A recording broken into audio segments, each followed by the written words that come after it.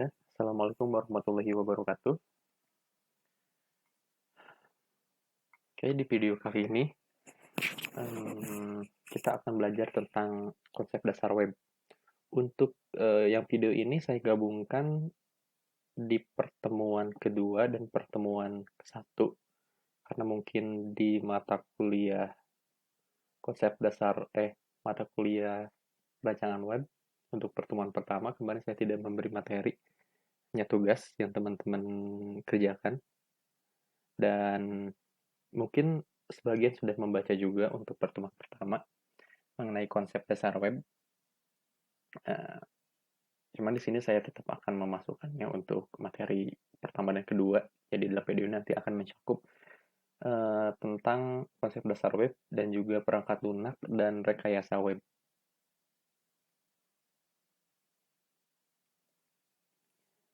Teman-teman juga bisa sambil melihat slide-nya untuk pertemuan pertama dan kedua. Walaupun mungkin dari video ini saya tidak mengambil semua materi yang ada di slide, saya hanya mengambil beberapa yang menurut saya penting yang ingin saya sampaikan kepada teman-teman.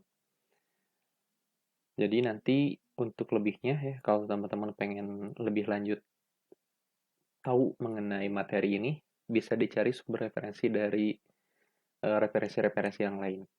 Yang itu. Oke, kita mulai aja ya. Untuk yang pertama adalah konsep dasar web. Nah, web ini kan pasti identik dengan yang namanya internet gitu ya. Dan orang-orang sekarang pasti uh, tidak akan pernah tidak tahu, tidak pernah tidak tahu tentang apa internet karena kesehariannya juga sudah menggunakan internet mulai dari komunikasi gitu kan. Kita menggunakan WhatsApp, Facebook, Instagram, YouTube dan lain sebagainya itu sudah terhubung dengan internet. Nah, dengan internet aja kita bisa melakukan segala apapun dengan begitu mudahnya, gitu. Mulai dari mencari berita, telekomunikasi dan hal lainnya juga.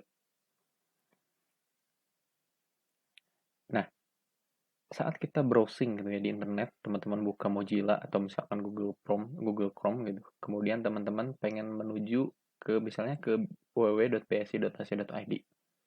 Di address bar pasti teman-teman akan menuliskan uh, huruf triple W gitu. www.bsi.ac.id. Nah, apa sih sebenarnya dari www.bsi.ac.id itu gitu kan? Nah, secara garis besarnya www itu atau triple W ya saya nyebutnya, itu adalah sebuah sistem untuk penyebaran informasi di internet.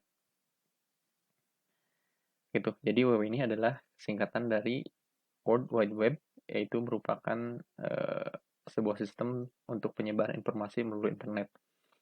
Nah, informasi-informasi ini akan disimpan di dalam WWW tersebut. Jadi di dalam WWW itu terdapat ribuan, ratusan, bahkan mungkin miliaran situs web. Jadi teman-teman saat ingin mengakses sebuah web atau informasi ya, misalkan teman-teman mencari informasi, pasti nanti akan digiring menuju sebuah website. Dan website itu ada di triple W tersebut. Kayak gitu. Nah, bagaimana cara kita ingin mengakses web tersebut? Kita harus mengaksesnya menggunakan sebuah media yang dinamakan dengan web browser. Tuh, browser itu banyak macamnya. Ada yang bisa saya gunakan misalkan di sini adalah uh, Google Chrome atau misalkan Mozilla Firefox, ada Opera, ada Edge kalau dari Microsoft dan lain sebagainya. Itu merupakan web browser yang bisa teman-teman gunakan untuk mengakses sebuah website di dalam internet. Itu. Dan nanti informasi apa yang didapatkan? Informasi bisa berupa teks, audio, animasi, gambar maupun video. Kayak gitu. Itu merupakan informasi-informasi yang ada di dalam internet dan disimpan dalam sebuah tempat di mana itu dinamakan dengan World Wide Web kayak gitu. Nah, itu ya sekilas tentang triple W gitu. Jadi di mana web yang kita buat gitu, sebagai kita seorang developer, kita bikin web, kemudian kita hosting, nanti akan disimpannya di triple W tersebut. Nah, kita balik ke website. Kalau misalkan teman-teman kan di sini pasti mungkin ada sebagian yang bercita-cita untuk menjadi seorang developer website gitu. Nah, teman-teman harus tahu dulu jenis-jenis dari website yang ingin teman-teman buat. Di antara dari jenis-jenis website tersebut, kalau kita mencari tahu, kalau teman-teman browsing internet itu ada beberapa jenisnya. Salah satunya di sini ada yang dinamakan dengan web statis dan ada yang dinamakan dengan dinamis. Ini merupakan kedua jenis dari website. Apa itu web statis dan apa itu web dinamis? Jadi kalau misalkan teman-teman pertama kali belajar coding gitu ya, belajar coding untuk website, biasanya teman-teman akan belajar mengenal HTML terlebih dahulu. Nah, HTML ini biasanya yang digunakan untuk membuat web statis. Kayak gitu. Jadi perbedaannya seperti ini. Nih, ini adalah tabel perbedaan antara web statis dan juga web dinamis. Kalau dilihat dari mode interaksinya, kalau untuk web statis itu tidak mungkin terjadi interaksi. Sedangkan kalau web dinamis itu bisa saja melakukan interaksi. Bisa melihat komentar atau hal lainnya juga. Kayak gitu. Jadi kita bisa berinteraksi kalau menggunakan web dinamis. Sekarang pasti banyak orang-orang yang menggunakan untuk profesional ya, pasti menggunakan web dinamis. Kalau untuk web statis biasanya digunakan untuk kepentingan hanya sebar informasi yang sifatnya tetap gitu. Jadi tidak akan dirubah terus-terusan. Misalnya profil seseorang gitu. Profil seseorang biasanya itu statis bentuknya. Karena tidak akan berubah gitu kan, profil seseorang ya pasti begitu aja. Mungkin kalaupun berubah itu beberapa waktunya lama itu perubahannya, tidak cepat seperti transaksi penjualan atau apapun gitu. Makanya disebut web statis, jadi jarang ada perubahan. Kalau web dinamis itu pasti ada administratornya gitu, karena kita bisa berinteraksi dengan websitenya itu, walaupun mungkin bisa saja artificial intelligence, tapi bisa juga ada juga seorang administratornya yang mengelola website tersebut. Kemudian dari bahasa pemrogramannya atau bahasa script yang digunakan. Kalau web dinamis biasanya hanya menggunakan HTML saja juga bisa gitu. Dan tidak ada back-end-nya gitu. Kalau web statis jadi hanya front end.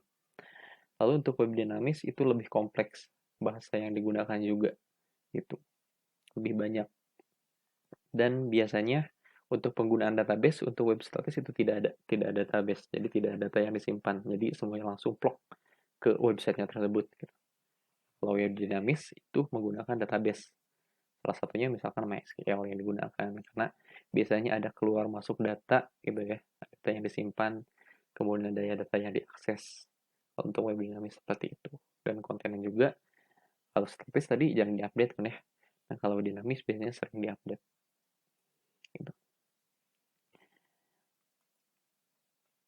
Nah, kemudian jenisnya lagi dari sebuah website itu ada yang dinamakan dengan client side dan ada juga server side. Perbedaannya apa? Jadi client side itu front end-nya. Kalau server side itu back end-nya. Jadi kita kan bikin website bikin dua kali ya. Yang pertama untuk front end, yang kedua untuk back end. Front end ini adalah yang ditampilkan ke user. Jadi teman-teman mengakses sebuah website itu yang berhadapan antara mukanya itu adalah front end-nya. Gitu. Nah, sedangkan si servernya ini adalah yang mengendalikan atau mengelola website tersebut yang akan ditampilkan oleh si user akhirnya. Kayak gitu. Nah, untuk client side biasanya itu lebih prepare ke yang dinamakan ke antarmukanya, ke visualnya, karena itu akan ditampilkan ke pengguna akhir front end-nya. Biasanya itu yang banyak berkecimpungnya web design. Nah, untuk server side sendiri biasanya untuk coding itu lebih ribet karena kita harus mengurusi masternya juga transaksinya, jadi biasanya lebih kompleks untuk komputasinya itu sendiri. Terus bagaimana sih caranya untuk bisa membuat sebuah aplikasi yang baik? Itu step-step, apakah ada step-stepnya? Apakah ada tahap-tahapannya gitu ya? Yang mungkin bisa menjadi rujukan teman-teman untuk bisa membuat aplikasi yang baik.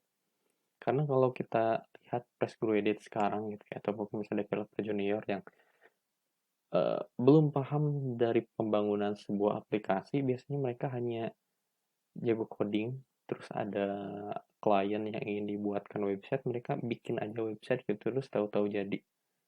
Ya mungkin kalau misalkan ukurannya kecil sih nggak masalah. Cuman kalau misalnya kita sudah terjun ke perusahaan yang skalanya besar, terus kita punya project untuk bikin sebuah aplikasi yang besar, maka hal itu menjadi sebuah masalah.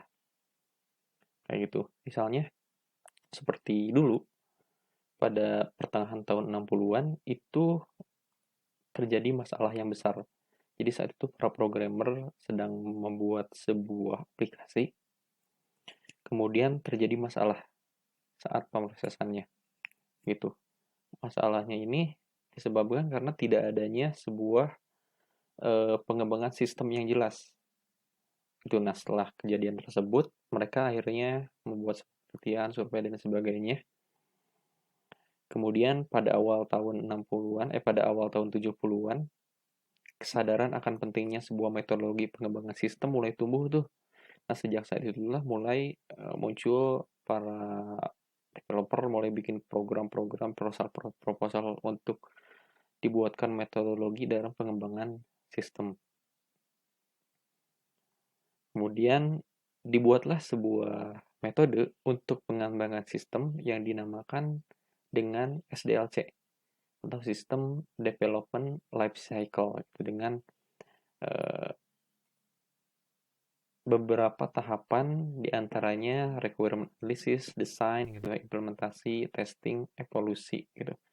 Nah, ini adalah sistem development dari life cycle-nya dari sistem development atau biasa disebut dengan software development. Itu karena supaya project yang dibuat, aplikasi yang dibuat itu dapat terdokumentasi dengan jelas. Kayak gitu sehingga kegagalan-kegagalan yang terjadi itu dapat diperbaiki dengan mudah karena kita sudah punya dokumentasinya yang jelas tuh. Gitu dengan adanya sistem development life cycle ini. Sehingga kita juga punya panduan bagaimana untuk membuat sebuah sistem aplikasi yang baik. Kayak gitu. Nah, di antaranya dari SDLC ini ada tahapan-tahapan proses yang dilalui, mulai dari planning ya, perencanaan, kemudian analisis, desain, pembangunan, testing, deployment, dan juga sampai ke maintain itu dibuat sedemikian rupa sehingga para programmer, para developer itu akan lebih mudah karena ada cuannya. Kayak gitu. SDLC itu dibuat untuk seperti itu, untuk pengembangan sistem. Jadi para developer gak bingung lagi bagaimana cara untuk membuat program yang baik, gitu, software yang baik karena sudah ada aturannya kayak gitu. Jadi teman-teman juga di sini harus tahu nanti bagaimana cara untuk membuat sistem yang baik. Misalnya teman-teman nanti mau skripsi, terus udah tahu tuh misalkan mau bikin sebuah website sistem informasi. Nah, biar lebih baik lagi, maka teman-teman gunakan metode ini untuk membangunnya gitu ya, untuk membangun aplikasinya menggunakan salah satu metode dari SDLC ini. Sebenarnya banyak banget model yang bisa teman-teman pilih untuk digunakan. Di antaranya ada waterfall, RAD, spiral, P-model dan sebagainya. Cuman mungkin di sini teman-teman yang lebih sering dengar atau familiar karena biasa digunakan oleh kakak tingkat yang sekarang udah lulus yang kemarin skripsi, biasanya mereka bikin program aplikasi itu menggunakan metode SDLC-nya model waterfall. Itu mungkin itu yang teman-teman ingat, yang teman-teman tahu gitu. Sebenarnya masih banyak lagi yang bisa digunakan dalam pembangunan sebuah sistem aplikasi. Nah, ini adalah beberapa bentuk dari sistem aplikasi dari SDLC yang bisa teman-teman gunakan. Jadi tidak semuanya. Nanti kalau teman-teman ingin lagi skripsi terus bikin sebuah aplikasi, teman-teman tinggal dipilih aja metode untuk pembangunan sistemnya seperti apa. Misalkan teman-teman bikin website perpustakaan gitu. Itu kan harus mulai dari planning sampai ke maintain, itu kan harus ada rututannya ya. Nah, teman-teman tinggal dipilih aja nih dari model SDLC ini, dari model pengembangan sistem ini, mana yang menurut teman-teman cocok untuk diterapkan di dalam aplikasi yang akan teman-teman buat, gitu. Mungkin yang paling umum adalah waterfall model seperti yang tadi saya bilang. Gitu. Nah, untuk waterfall model sendiri, misalkan di sini saya ngambil contoh salah satunya waterfall model.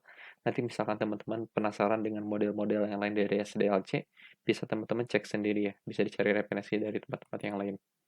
Nah, untuk waterfall model sendiri, dia punya tahapan ya yang bisa diikuti teman-teman. Yang mulai dari requirement analysis, design, development, testing, dan juga maintenance. Itu merupakan tahapan-tahapan yang harus dilalui. Jadi bentuknya itu sekuen, jadi harus beruntun gitu. Jadi kalau misalkan yang A belum beres, itu nggak bisa langsung loncat ke C.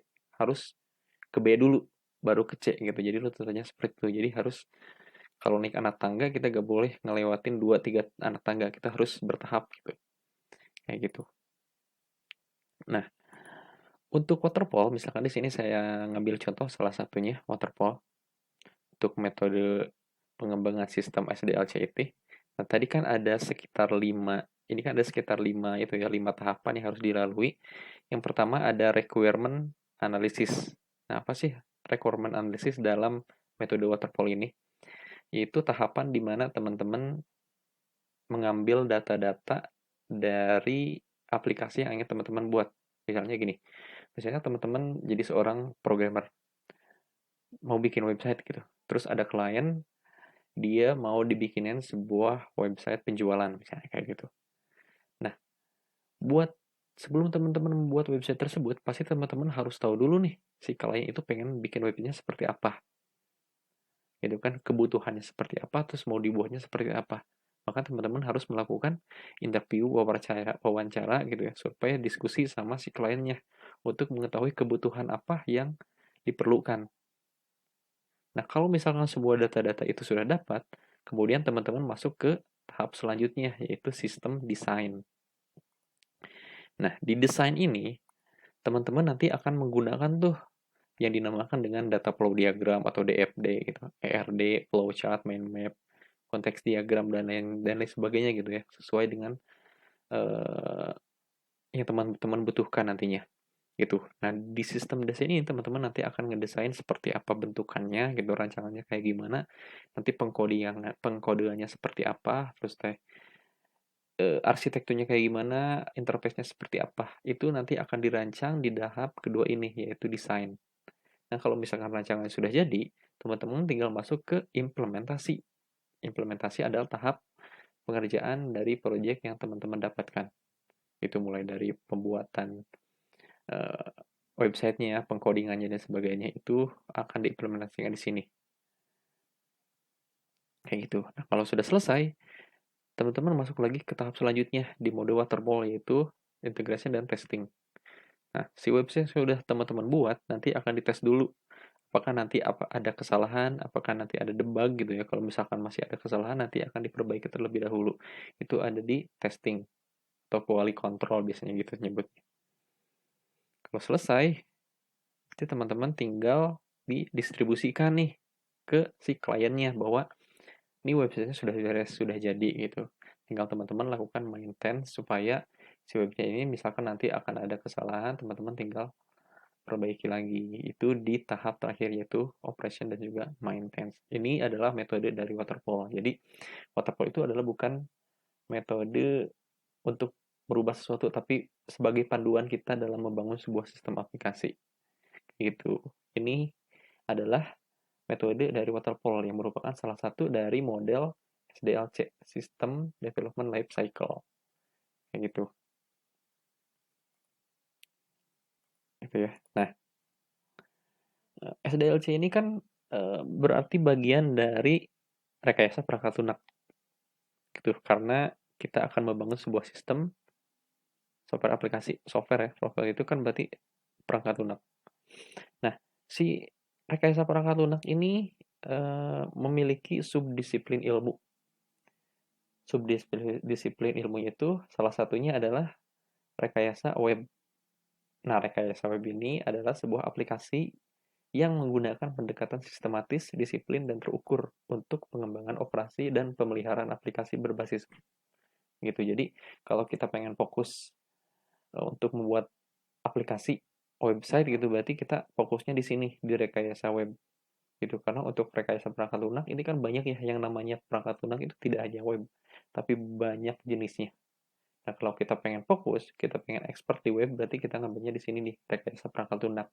Dan mata kuliahnya ini juga adalah perancangan web. Jadi kita fokusnya di rekayasa perangkat lunak.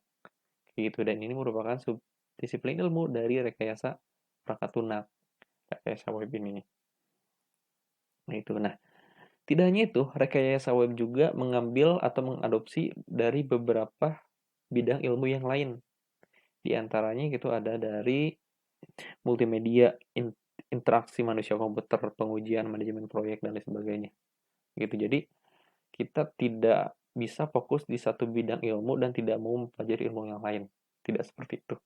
Karena di namanya rekayasa web ini pasti kita akan aplikasi yang kita buat itu akan disebarkan ke user, di mana user itu kan manusia ya. Si manusia ini biasanya karakternya berbeda-beda. Nah, berarti kita juga harus tahu penunjang-penunjang apa yang bisa membuat supaya aplikasi yang kita buat itu bisa nyaman mereka gunakan. Dan itu ada di ilmu-ilmu yang lain. Dan juga bagaimana kita cara memanage dalam proyek yang kita dapatkan. Itu juga dari sub-ilmu yang lain. Kayak gitu. Makanya kita tidak boleh tabu dengan ilmu-ilmu yang lain. Gitu. Karena pasti semua ilmu yang kita dapatkan ya pasti ada ilmu-ilmu yang lain juga yang nempel yang harus kita dapatkan juga gitu untuk menunjang sempurnanya ilmu yang kita dapatkan gitu deh. Nah, kalau kita ingin fokus jadi seorang developer web atau rekayasa web, menurut Sepah dan Grogono pada tahun 2002 mereka mengatakan ada sekitar 3 kelompok keahlian yang dibutuhkan oleh seorang software engineering. Kira-kira apa aja? Yang pertama itu keahlian prasyarat. Itu pemrograman dan pemodelan berorientasi dengan UML dan Java atau dengan bahasa yang serupa. Jadi keahlian prasyarat yang pertama teman-teman harus bisa membuat sebuah model gitu ya. Jadi teman-teman harus bisa membuat sebuah model dan aplikasi yang digunakan seperti UML dan Java atau dengan bahasa yang serupa. Kemudian teman-teman juga harus belajar tentang basis datanya gitu ya. Yang pertama, keahliannya teman-teman adalah membuat perancangan. Kemudian teman-teman juga harus tahu tentang basis data atau database-nya.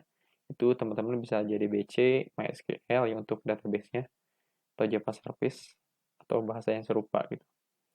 Kemudian, ilmu yang keahlian yang harus teman-teman miliki juga adalah pemrograman web dengan HTML, JavaScript, JavaScript, dan PHP, atau yang serupa juga gitu. Jadi untuk pemrograman webnya tentu itu harus milik ya, harus punya karena teman-teman pengen belajar jadi seorang rekayasa web. Lalu yang keempat adalah penyebaran tool authoring khusus dengan editor web seperti ProPage dan Macromedia. Nah, untuk yang poin keempat ini adalah untuk front end-nya. Tadi kan sudah saya bisa jelaskan di awal. Web itu ada untuk front end, ada untuk back end gitu kan ya. Ada server side, ada client side. Gitu. Nah, di client side biasanya teman-teman menggunakan ini nih lebih ke grafis biasanya, lebih ke visual. Nah, kalau untuk server side biasanya teman-teman menggunakan yang ketiga ini. Itu biasanya seperti itu. Itu yang pertama keahlian prasyarat keahlian yang dibutuhkan. Kemudian yang kedua adalah keahlian spesifik. Keahlian spesifik yang harus spesifik ini keahliannya teman-teman miliki. Itu yang pertama tentang pemahaman tentang rekayasa web itu sendiri. Jadi teorinya juga teman-teman harus tahu. Selain praktek, teorinya juga teman-teman harus bisa. Itu. Kemudian sebagai multidisipliner yang menggabungkan teknik rekayasa sosial, politik, pemasaran, legalitas, budaya, itu saja. Gitu. Jadi semua cabang ilmu itu harus paham. Gitu. Pemahaman pokoknya harus paham. Kita bikin website, kita harus paham dari segala sesuatu yang bisa menunjang supaya website kita itu berjalan dengan baik. Gitu. Dan juga akan dipasarkan juga harus sesuai dengan mereka gitu kan. Kayak gitu. Kemudian untuk pengembangan filosofis pengembangan rekayasa web, pemahaman cakupan sintaksis dan lain sebagainya. Bisa teman-teman baca juga, ini ada di modul di slide pertemuan kedua. Kemudian yang ketiga itu ada di keahlian umumnya. Nah, ini umum sih, umum yang bisa teman-teman gunakan, yaitu mulai dari manajemen dan perancangan proyek, pengulangan kembali prinsip dan sebagainya. Ini adalah 3 keahlian yang dibutuhkan gitu ya oleh seorang software engineering untuk menunjang keahliannya dalam menjadi seorang rekayasa web. Seperti itu, teman-teman.